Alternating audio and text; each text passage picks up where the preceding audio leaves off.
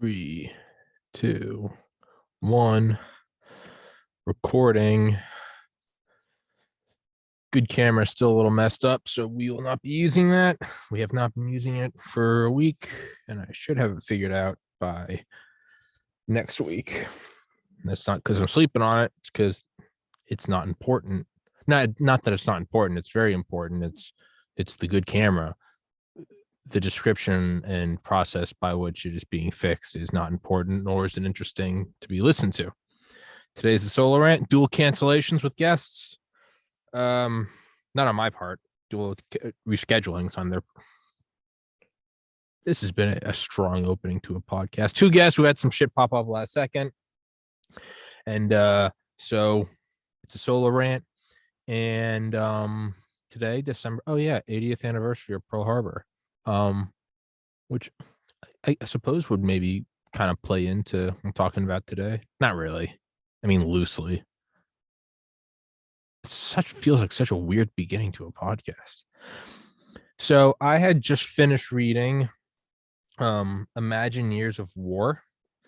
I want to make sure, The Imagineers of War by Miss Sharon Weinberger, who will be coming on the podcast sometime in January or February. It's about DARPA. I mean, the definitive DARPA book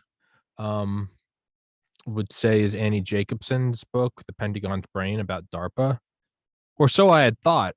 It's not that I think Imagineers is better. I think that they're apples and oranges. I think Annie Jacobson's more maybe about like the big picture, if that makes, maybe they're like their motto, not maybe they're like kind of what they are. And she goes in and she talks about all the all the projects and programs they do, but it's also kind of about the evolution of the agency and like its mission, if that makes. And this is all just my opinion. This is obviously, it's not objective fact, and if I went back and listened to them both again, I might say that's a completely incorrect analogy or explanation. Imagineers of War is more of a granular approach to the insane shit that DARPA's been doing since the beginning. And because of that, I might even go so far as to say I like Imagineers of War a little better than DARPA. Now, is that biased by the fact that Miss Jacobson hasn't responded to an email of mine in 2 years? And is that biased by the fact that Miss Sharon Weinberger did respond and politely I can just see that sound panel sticking out right there, and did schedule a podcast for next year? Maybe. But DARPA, human cognition, the human brain, all that good stuff, somehow tied in there, or it's just my own biases because I'm a spoiled fuck who doesn't like to be told no. So, as all solar rants go, it's there's the type of solar rant where we don't know what we're talking about, and those are very chaotic. And then the ones where I do know what I'm talking about, and they're still chaotic. So this is going to be the latter. It's about hypersonic planes. And so hypersonics is Mach 5 and above. And it's, we've had hypersonic missiles since the 50s. Those are called ICBMs, intercontinental ballistic missiles. The drawbacks of those is they are on ballistic trajectories. Think of a sphere, the Earth. Radar goes in a straight line, so you can only see so much, theoretically, half of the sky at one time. An intercontinental ballistic missile goes very high up, and then it comes back down. But once it reaches, it's the older ones, it was as soon as they were launched, you could pretty much tell where they were going to hit. And as the decades went on, some of them could rearrange in the air. Then they added decoys, MIRVs, MIRVs, multiple independent reentry vehicles, kind of made a little more scattershot, no pun intended. But then pretty much there's still the ballistic trajectory. It's going up, and you know where it's coming down, right? It's like a baseball or something, like a foul ball. Like, yes, it's a ball, it's hard, and it's flying up in the air, and it's going to come down and hit you. But it's also not change, maybe wind or something. But you know where it's coming down, right? Again, a football being thrown in a closed stadium during a Super Bowl. Like, as soon as it's left the hand, you know where it's going. As soon as it's left the hand, you know where it's going. Hypersonic missiles, being non-intercontinental ballistic missiles, have the advance of, there's two types. There's ones where they are kind of like a hybrid of intercontinental ballistic missiles. They shoot up and then they dive back down, and that they trade off their altitude for speed, and they are glide vehicles. And those have the advantage, a twofold advantage of, one, you are no longer on that sort of that high arcing, that foul ball trajectory. Imagine a foul ball that, could sprout little wings and dive back down.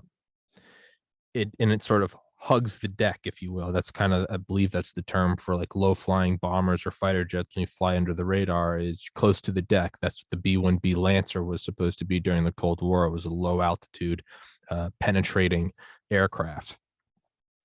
ATRAN, the whole thing, where they would actually run cameras over little 3D topographical maps and then upload those videos into planes so that you could have an essentially, you could have you could know what the entire geography was way before we had the satellite capabilities to accurately map that.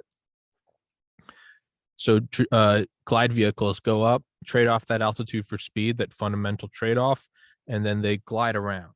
And again, you're gliding close to the surface. Now imagine again the sphere. If you're gliding close to the surface and you're coming over the Pacific, so let's say North Korea launches an ICBM. Really, the second it goes up, we know exactly where it's aiming at. LA, fucking Minneapolis, whatever.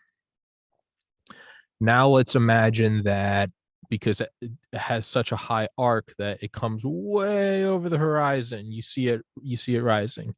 Now imagine that it's the Chinese hypersonic missile. Well, let's pretend that that's the glide vehicle. It goes up, then it comes back down, and all of a sudden it's disappeared beneath the surface again. Not the surface, the horizon. You know it's coming, but you don't know where it's coming from. Is it going to come in the exact line it was coming in, or did it come back down close to the surface and then beeline 1,000 miles north, and what you thought was coming at LA is now coming at Seattle? You only have so many defenses. You have to bolster them and draw them up at the places where you think it's going to impact. Does it go 1,000 miles south? Isn't it going to hit Mexico City? I don't know. That's not 1,000 miles. You get what I'm saying? So it's coming in below the, it's so close to the surface relatively that you only have so much time before it pops up over the horizon. Now, granted, that doesn't matter as much because it's not like we just have radars in our, and that's kind of like the why I think this whole fear over the China's hypersonic missile kind of sounds little 2003 weapons of mass destruction, kind of beat the drums feeling, because we don't just have radars in the United States. I mean, we have bases all over the world. We also have look down, shoot down radar. I mean, that's the whole $1 billion spy. David Hoffman had him on a couple weeks ago. That's the whole importance of look down radar. I used to never understand it, but now I do. When you're on the ground and you have radar looking up, as Mike Durant says, and he later said faultily about being a helicopter, big sky, little bullet. It's just you up there. They got a lot of places where they can miss. Radar, you're looking up. It's just the background, whether you're looking at thermal or thermal IR microwave or just radar. It's there's one thing moving. As Bill Burr so eloquently said it, when you are on the ground looking up at a helicopter at night, hey, there's that beeping light. There's the, it's the aircraft. It's the whatever. There it is. When you're up in the helicopter looking down at night, you're looking down at LA, it is a sea of lights. And there's a bunch of cars moving. So there's also moving lights. There are also other moving lights that are aircraft between you and the surface. Which one's a car? Which one's an aircraft? Granted, they're moving more quickly, but if you have multiple, and then you have thousands of cars, and then you have a trillion glittering lights of the city, that's the problem of looking down and deciphering it between the contrast isn't as great. You don't know. It's very hard to see it, right? So looking down is very difficult because we're looking at the infinitely complex and varied topographical characteristics of the Earth and trying to find something moving on it. So look down, shoot down, and the idea is shoot down is, well, then you shoot the thing down. That's the problem, or the difficulty is with look down. Now, granted, I don't know how much of that's probably mostly still classified, because whether we have that capability or not, both of those realities still serve as a weapon if you can keep that classified. Fake it till you make it, or we have a beat on you. That's kind of the beauty of classification systems. So, but regardless, it's very clear we have the early warning line. Like we've always had, because of trigonometry, we know that there's only so much land you can look over. So you have different radar systems, right? And then moving ones like the Spy 1 radar system on frigates and destroyers, which, like a moron, I asked episode 5, I asked a guy in the Navy who operated one. I was like, oh, what's the ceiling on that? And he was like, that's classified. And I was like, oh, I guess that was my early foray into getting close to things in the national security state that I shouldn't be. More famously is when I just straight up called Northrop Grumman and started asking questions about the B-21 Raider, or all the nuclear missile stuff I've tried to get close to. Which, side note, that is, I have found, of all things I have tried to like get close to, whether Charlie Duke walking on the moon, or Dale Comstock CIA Special Activities Division, or recently renamed Special Activities Center, true Black Ops, what the actual video games Call of Duty Modern Warfare are about, Alex Mason, Woods, Adler, that they are in.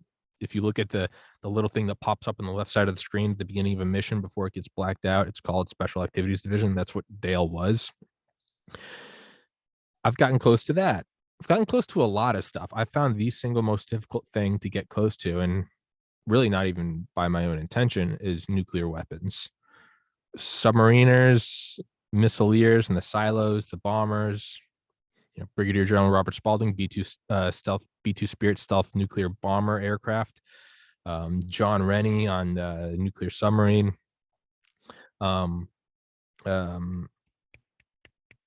Mike Ford works at, what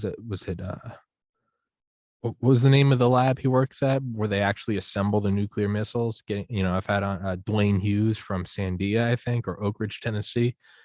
If I'm ever on a list, it's because of all of those. Regardless.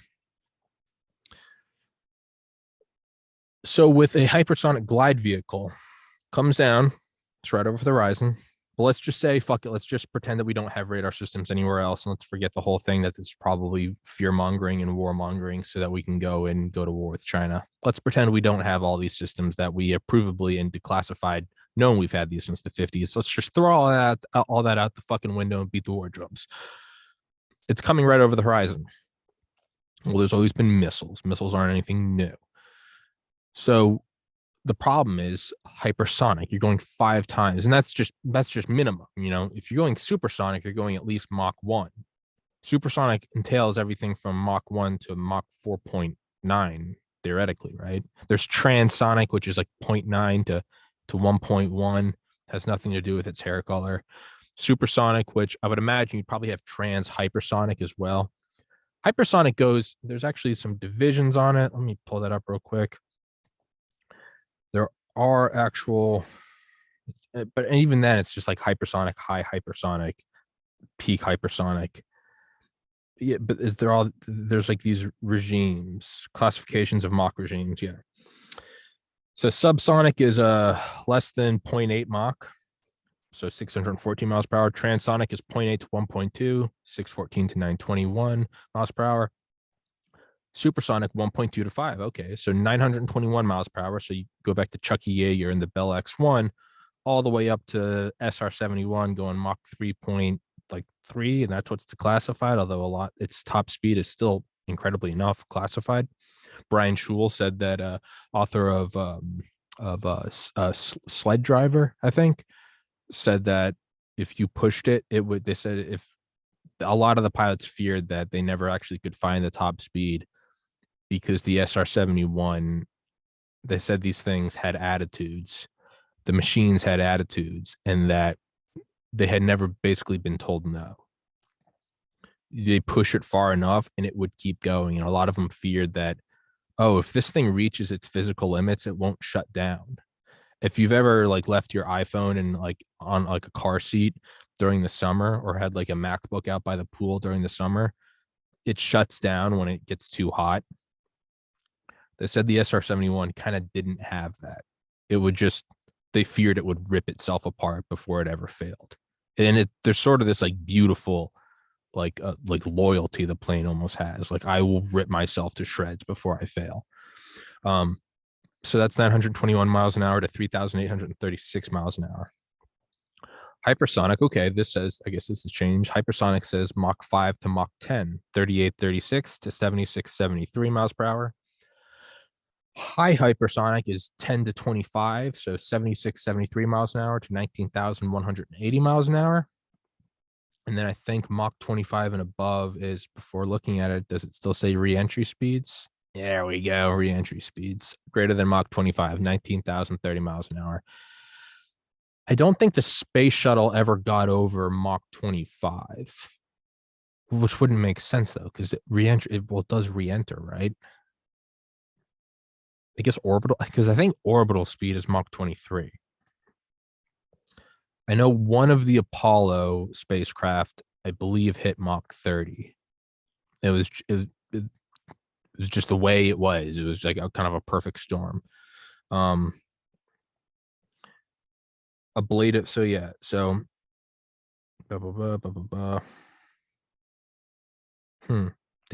Whoa. The Dongfeng is a 4th generation. Jesus. Avant-garde. Huh. Well, that's weird. The Avant-garde, AVANGARD, hypersonic glide vehicle, Russian, Mach 27. Christ in heaven. The HTV-2, the hypersonic technology vehicle 2, that's ours, Mach 20. I believe that was in 2009. I was in high school. I thought I remember reading that. Development, flight testing. I thought I remember reading that at lunch in high school. No, I was wrong. April 22nd, 2010. Point is, do you have these different hypersonic regimes? Love how I said at the beginning of this podcast, this is going to be a more well thought out one, and it is not that at all. So the point is they're coming over so fast that it really no longer matters that you can see it. So by the time it turns into something that is more of like the ICBM on the ballistic projectile, where you can see it coming in, it's the same thing, but it's hugging the surface, and you only have so much time. So an ICBM coming in at reentry speeds, but from the second it goes over the horizon, you already know that you're bracing for reentry speed. So even though you can't stop it, hitting a missile with a missile, the MDA, the Missile Defense Agency, it's going up.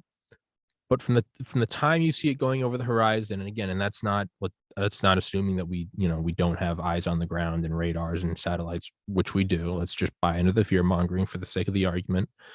When it's coming over the horizon, you already know, okay, this is by its whatever, it's everything. It's going to be hitting Toronto. You have about 30 minutes. So it's going up, and then it's going to be coming down. By the time it's coming down nearly vertical. So again, it's you can't, there's really not a whole lot of, it's like looking at a racetrack, and as opposed to seeing it zip by you, it's seeing it come right at you. It kind of appears to be going slower because there's no kind of deviation in its path relative to you. That's the ICBM problem. The hypersonic glide vehicle problem is that it's the same speed, or excuse me, it's a lot less. It's roughly 1/5. Reentry speeds Mach 25 to Mach 5 hypersonic. But the thing is the amount of time you have to react. Light travels a fuck of a lot faster than sound. I mean, it's almost the same. You can't even really compare the two. 186,000 miles a second, which I think is like 670 million miles an hour. I remember figuring that in college. there's like inverses. It's 670 and 760. Yeah, because the speed of sound is 760 miles an hour, and then the speed of light, we always talk about 186,000 miles a second, which is around the world 7.5 times in a second. But I remember I wanted to really try to put it in relative values for my own brain to understand. And it's 760 miles an hour for the speed of sound, and then it's the inverse of the first two numbers, 670 million miles an hour for light. So if you're a mile away and I see the muzzle flash of your Barrett 50 cal, okay, I know I'm not going to hear it, but if I see the flash, like, you could probably still move if you were trained like Dale. Dale would know to move, right? And there's a scene in that shitty movie Precinct 13. And I always remember it, watching it at my aunt's house forever ago. But there's a scene when they're like looking out the windows and they start to realize that like the little silhouettes they're seeing are a bunch of spec ops guys, and then they all fire, and there's just this like half second where it's like the lights at the beginning of like a Super Bowl kickoff, like, and then like the sound hits and all the glass breaks. It's fucking awesome. So you still have time to kind of react. So with the hypersonic missile coming right over the horizon, right over relatively, it's a lot quicker. And then to add insult to injury, it can still maneuver.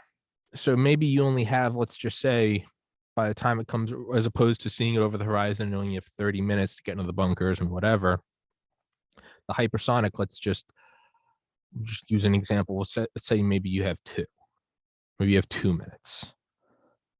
Okay, now fuck, like, maybe you can't shoot it down, just like you really can't shoot down an ICBM, which Imagineers of War by Sharon Weinberger goes into all the efforts we did put into shooting down ICBMs long before Reagan's SDI. I mean, it gets even crazier going back into the 50s. But you don't have a lot of time to react. And that's a hypersonic glide vehicle. You still at least have some sort of a heads up, and that you might see its early peak before it comes down, does that trade-off of altitude to speed. And then the other one, which is kind of even like the Mac Daddy, is, so that one's like a trade-off of ICBM. So it's kind of this weird hybrid, right? It's like updating the iOS on your phone without getting a new phone. It's kind of upgraded versus just getting like the new big dick phone. Is a hypersonic cruise missile. Now that's something that you don't need to have that ballistic trajectory, that initial ballistic. And I could be wrong on so fucking much of this. So there's anyone that's listening to this, well, just in general, but if there's anyone that's listening to this that has any sort of education on engineering and missiles and space flight, I sincerely apologize, because I know that I probably have no idea what I'm fucking talking about. With a hypersonic cruise missile, those are so much more difficult, because you don't even kind of have that heads up of, the glide vehicle, you might see it over the horizon and then it does the dip back down. At least you're like, okay, we know something's coming. Imagine if you don't even know it's coming, and all of a sudden it's all the alarms go off and it's 2 minutes till impact. It's what? I mean, you better hope you're like in NORAD. You better like so that is kind of the fear around all these hypersonic missiles, and that's the power of hypersonics, right? So when China launches their hypersonic missile, one, theoretically, we've technically had them since the 50s. Two, and everyone that listens to this podcast, I mean, insinuated by the flag behind me and my words and actions, I'm the biggest fan of the United States. Despite all of its evils, I'm still a fan of the military-industrial complex and the deep national security state. Now, if I ever run for president, that statement just now will probably preclude me from getting any sort of popular support. But that won't matter, because I will have gained the adoration of the actual power elite by C. Wright Mills. That being said, I think what we're seeing right now is fear mongering. Is, like Bill Hicks said about Iraq, like the Republican Guard, or the WMDs, they have mobile factories, and it's like, are you sure? Are you sure about that? You're You're not tugging my dick, because that's what it feels like. Now, I don't have any evidence to say this because I don't know of any hypersonic missiles we have. I mean, I know there's the HTV2 that I just said says 2010, and that was Mach 20. I think the one I saw in 2009, maybe that one was Mach 9. I think that was called Falcon. There's the HTV2, but there's another one. It's called like the Wave Rider, like the Falcon Wave Rider. X Wave, X Falcon. The HTV2 was like twice as fast. Okay, so we have that laid out. I think there's an importance that we probably have hypersonic craft. It just now, yes, we have satellites, and that kind of nullified an SR-71B. Even satellites, they're on predictable trajectories. Now you could say, what if you put little, like, is it Vernier thrusters on them? Sure, maybe that's what the X-37B is. I don't know, but you're always going to have something predicted. And I don't know this. I'm not a military tactician. That might be a surprise to many of you that I'm not a high-ranking military official. That's a lot of people don't know that. Oh, I thought you were the 10-star general. In fact, I am not. But what I have read before, and maybe it's just Air Force buffs who will always love aircraft, and that's not a play on word of the buff, the B-52, but they always say you're always going to want aircraft-borne ISR capabilities, intelligence, surveillance, reconnaissance. I don't know what that is. I can't even loosely know what that is because it doesn't make sense to me. Why wouldn't you just have satellites? Well, they're predictable. Well, then just make a string of satellites. Is that what Starlink is? Under the guise of a Elon Musk meme lord project? Because we used to predict when the Soviet satellites would come overhead Area 51 and we'd pull the craft in. And in addition to that, we'd also shoot lasers at them to blind them. We would also leave out these weird, like, not like tar, but almost like ceiling tile, not ceiling, like roofing tiles, shingles. We leave those out and make weird shapes of aircraft, and we leave them out for like, I don't know, 30, 45 minutes. You're in the middle of Nevada. So it would absorb all the heat and leave these imprints on the cement. And then you'd pull those inside. So if the satellites did manage to get past the blinding lasers, they would see these imprints and they'd go, ha, we know that they pulled the craft in, but that's where the craft was sitting. See? But they would just make absurd. So there's all this shell game of you pull the craft in, you shoot the lasers up, then you also have these faux heat signature. It's so beautiful. Why wouldn't you just put up a string of satellites? Well, because enemy nations would know you're putting up a string of satellites. So what if you did it under the guise of Starlink? Huh. Well, that's fascinating. Yeah, why wouldn't you just do that? Oh boy. So, but let's say it's not happening. I've read, and I can't cite it, and I wish I could, but I've read before that kind of the higher ups, the tacticians, the experts always say you want an aircraft that's capable of doing this. So even if you have satellites, you always want some SR-71-esque thing. SR-71 at the time was so dominant, but you would want something with the equivalent dominance today. With all the other aircraft of other nations, progressing over decades, you would want something with that same dominance. You'd want something that is not predictable, that you can't see over the horizon, much like a hypersonic glide vehicle or cruise missile, something that can maneuver, something that has like human like intelligence. You want to be able to launch it from anywhere, right? Because even with missiles, like the Vela system, well, that was for nuclear flashes, but we have other satellite systems with the NRO and the National Geospatial Agency that look for not even nuclear flashes, because that's a telltale double sign, and there technically legally haven't been any since 63. I think 63. Yeah, I think maybe, I don't know. Well, there's there's that one in like the South African Sea that they still haven't figured out. But we also have satellites that pick up just the plumes of missiles, and I would imagine that it's as simple as like, I don't know, just like an anti-ship missile or something. We have satellites that pick up the. I mean, I guess if you could read a license plate, yeah, you could probably pick up the plume of just about anything. So theoretically, that would mean even just like air-to-air missiles. I mean, we know NORAD technically tracks everything in North America plus 100 miles going out. But there's also evidence to say that, I mean, in the NORAD documentary on the Discovery Channel, they say that they probe out 23,000 miles into space and they look at everything. So, but they also look up, right? They can see everything, but then they also have looked down to where they can see a Cessna flying in the jungles of South America, or a fucking ultralight aircraft taken off from wherever, Madagascar. There's evidence to say that they literally see everything, like literally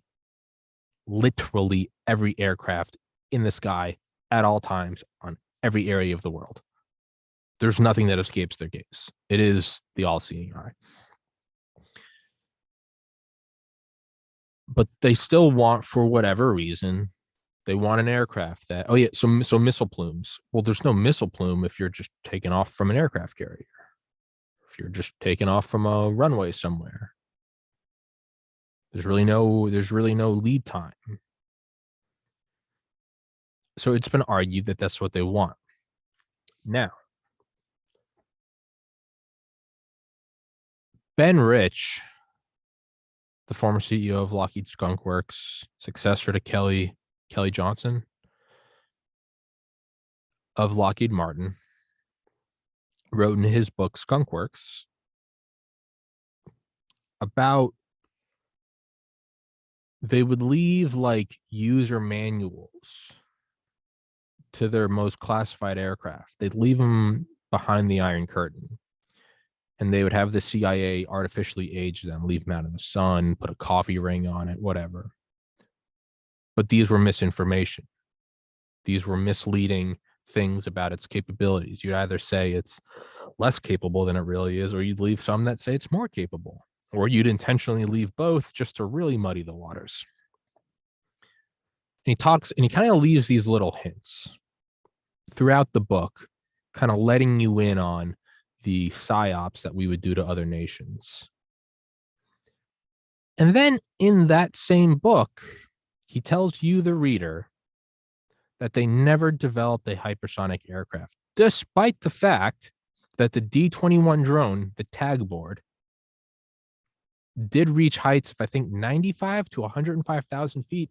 And although he says it never broke the hypersonic regime, he does start dropping mile per hours in different chapters that are clearly hypersonic. It's like Mach 5.1, 5.2. But that's not even the big one. Paul Whitcomb, my buddy, the first episode he did on here was episode 96. He helped kill John Wayne Gacy, technically. You can go back to that episode and listen why. But Paul had some great insight. And he goes, doesn't it sound like this is just that misinformation? I mean, he's a company man. I mean, technically for Lockheed Martin, and then also theoretically for the company, the CIA, as well as metaphorically, he's a company man down to the end. Again, kind of a poetic symbolism of the SR-71 never giving up. Well, that was technically under Kelly Johnson. But kind of till the very end, Bill Hicks says about, the anchor committing suicide, and you see the NBC Peacock come out. He was a company man till the end. Did he lay that misinformation in there to say it's so impossible, right? To say that it couldn't happen? Because he talks about how under the Reagan administration, they were requested to work on a contract for a Mach 14 aircraft, and he said it absolutely could not be done under no circumstances. But we also know that they always talk about a need for this stuff and how you always want it to be better, faster, stronger. And how you always will need an aircraft. Despite the satellite systems, you will always need an aircraft, and not just for strike missions. right? There's all the evidence of the Aurora, which technically is a weapons program, but the Aurora, right? Stringing together these sonic booms detected so powerful, they called them skyquakes because they would actually set off seismometers. And if you strung them together, you could see a flight pattern across the United States. And if that wasn't enough, you could actually predict it because they did it on the third Thursday of every month. And then there's even better evidence that it was American because they didn't do it one Thanksgiving, which meant that they were all doing Thanksgiving. So instead, the booms were on a Wednesday. They always start over Catalina Island and would go all the way across. They'd land at like Edwards, at Nellis, or at Groom Lake. And then one time it even continued and went across the entire continental United States. And then there were records of sonic booms across the ocean from different vessels all the way up to like Britain. And this thing clearly was just doing this just mad dash. So that's the Aurora, which was an actual line item in the Pentagon's black budget. In November 2013, Lockheed Martin disclosed that they were working on the SR-72, the son of Lockheed, saying it could go twice as fast. So technically Mach 6. And I remember I was with my brother at the time, John, who I always talk about on this podcast, who's deceased. But he was doing graduate research at Georgia Tech, at GTRI, Georgia Tech Research Institute. And I remember I was with him because I would drive from Athens to his apartment at Atlanta, and then he would drive me to the airport. We did that 3 times, and that's when I was going to med school interviews in 2013, October 4th, 2013 for Miami, November 1st, 2013 for USC in LA. That's the day that guy walked into LAX with an AR. And actually, no, I remember because it was the day before Pearl Harbor, but December 6th, 2013 for Tulane. So 8 years ago yesterday. Interesting. But so I'd always go to his house the night before. We'd play Grand Theft Auto 5, which was new at the time. Christ in heaven. Released the new goddamn game.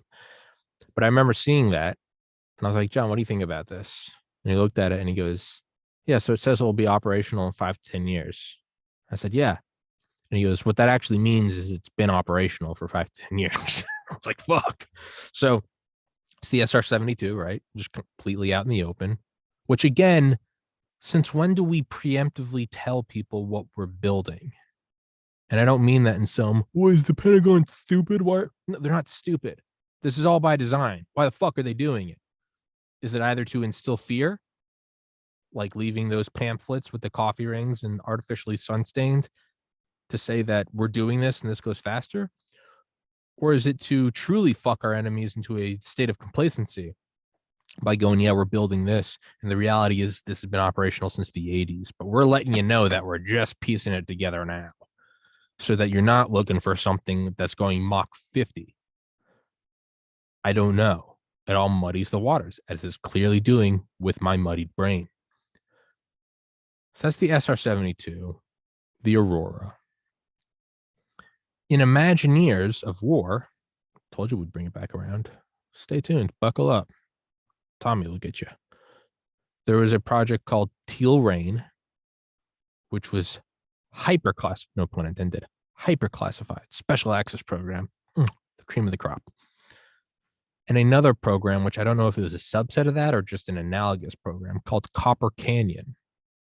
These are all about hypersonic aircraft.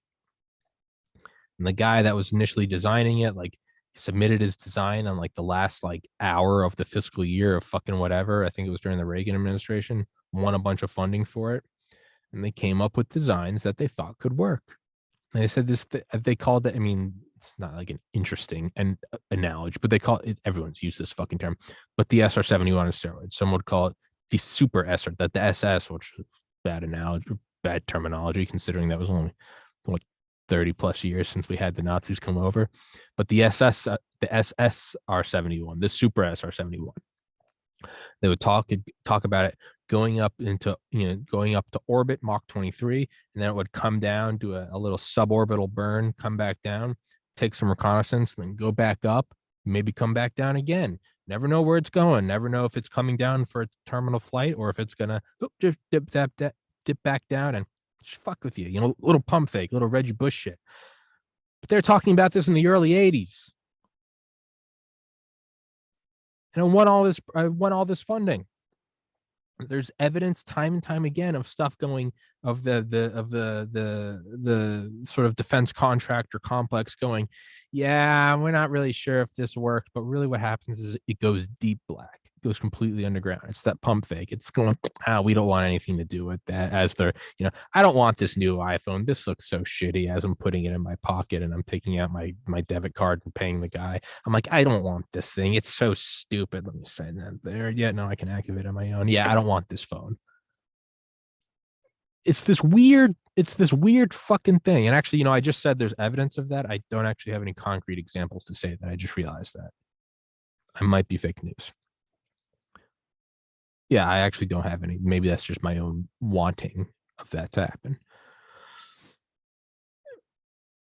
But it was so important to them, Copper Canyon and Teal Rain, the latter of which, or it might be both, are still classified to this day, even though they said it didn't work. That Reagan came out and was like, and there will be commercial applications of this. And they were saying how they were going to have flights from LA to New York or LA to London in an hour, and how they were going to have commercial craft doing this. And everyone else in the Pentagon was like, dude, what the fuck? Not because it was classified, because they were like, no, that's not actually possible. But there are all these little kind of just a Ben Rich here talking about misinformation, and then clearly, and if it goes through the Pentagon and it goes through proofreaders, then it wasn't an accident that he said it can't go hypersonic and then clearly states a hypersonic mile per hour number, which you could just go on a Wikipedia like I did earlier and read them off. That didn't get out by accident. I just fucking have a heart attack right now.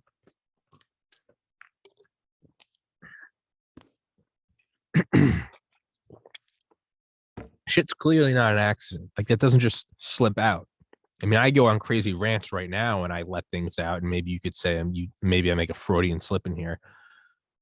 But even then, technically, like, no, this isn't live. I release this, so theoretically, you could say I do look over it, which I don't. I just finish recording and upload. I don't give a fuck. I don't proofread it. This isn't grammar class. I just fucking upload it, typos and all. But I don't see Ben Rich doing that. All right. So we have him talking about misinformation, the flight guides with coffee rings. We have them doing a very literal example of that misinformation of saying tag board D21 can't go hypersonic, and then a couple chapters later saying it can go hypersonic. Him giving you examples of how they use misinformation, and then releasing a book going, yeah, hey, I'm a liar. I lie through and through. I am a deceptive guy, but I'm telling you the truth. Okay. Talking about the Reagan administration contracting a Mach 14 fighter, and it just can't work. Okay. The Aurora, the line item in the Pentagon, the skyquakes, the guy with the Royal Observer Corps who saw one over the Black Sea, a perfect black triangle. The SR-72 being announced in 2013. If at face value it's being announced, well, at the very least, we know it's being built. More realistically, per John, it's been operational for 5 to 10 years, or it's analogous to the flight guides, the coffee ring stained flight guides, whole deceptive thing. Again, lure our enemies into a state of panic or lull them into a state of complacency. Reagan talking about it, the SSR-71, the Super SR-71, Copper Canyon, an actual DARPA program talked about in Imagineers of War by Sharon Weinberger, grab it on Audible. Teal Rain, also in that book. Reagan put in his diary that it fascinated him when he visited, was it Groom Lake or NASA, saying we really are living in a science fiction future. We now have the capability to orbit up to 300 astronauts at a time. What the fuck is that? I just, and then, I mean, if 2013 was lulling them into a false state of complacency, we're just beginning work on the SR-72. Did we see a glimpse of the real thing? Has the SR-72 been flying since the early 80s? And is the real big dick SR-73, was that Tic Tac over the Nimitz in 2004 with Commander Fravor? I just don't buy it. I just don't buy it that we don't have one. I just don't. Again, General Mattis, intuition is subconscious pattern recognition, nothing more, nothing less. I'm also 31. I have my biases. I want us to be a super powerful state. I love thinking about, classified technology being 50 years ahead. I mean, I created the subreddit Funner History, FUNNER, which is predicated upon just this. I have an American flag behind me. I read this shit and I do solo rants for fun. This is clearly my own biases. I want it to be this fantastic, this intertwined, this deceptive, this hall of mirrors. The foggy forest of mirrors, to quote Dale Comstock. James Jesus Angleton's called it the wilderness of mirrors. And then hold on, to double back, Ben Rich again of Skunkworks. I mean, everyone's heard these quotes, but fuck it, let's pull them up and read them because they're so great. It's the same guy writing a book saying none of this shit can happen. The same fucking guy.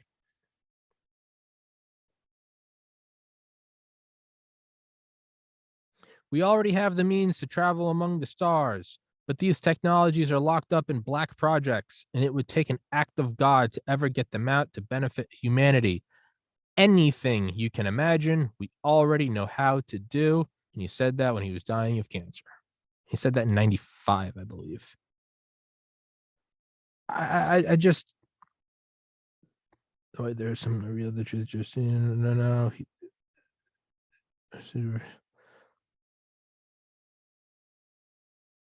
Oh, there's another great one. No, there's another great one. The Act of God one we know about. The Project Amongst the Stars. No, there's another one where he's talking about George Lucas.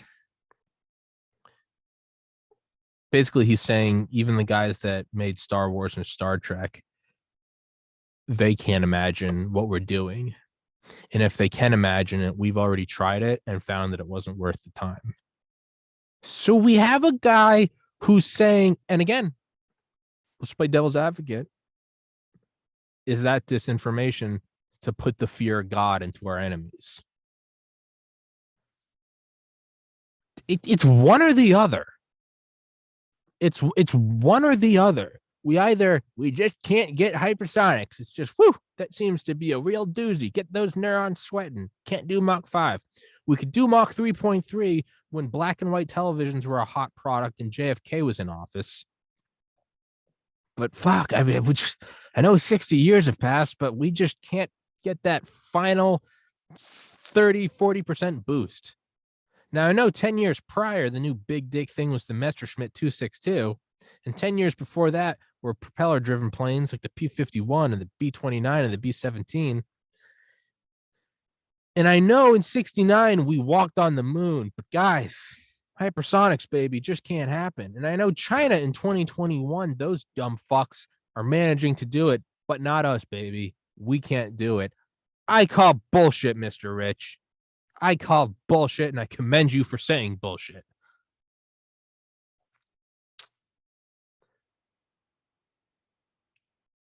This podcast in totality, but specifically the solar rants, have been a documentation of my descent into madness. And I hope one day maybe some AI can scan my face and my eyes and maybe the shape of my head and start to, retroactively go, oh, you can see where the tumor was clearly growing. Or you can see the dilation of the eyes, how he had some disconnect between these parts of his brain. So it's just is this some like weird American Psycho thing where I think I'm doing a podcast, but of what's been happening is I'm slowly actually I'm literally in a padded room. I'm I'm literally in a padded fucking room. Oh, oh God.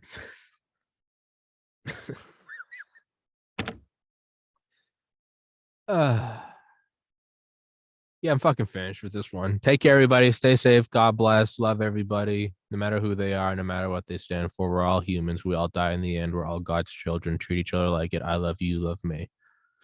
Take care, everybody. Ben Rich, you're full of shit.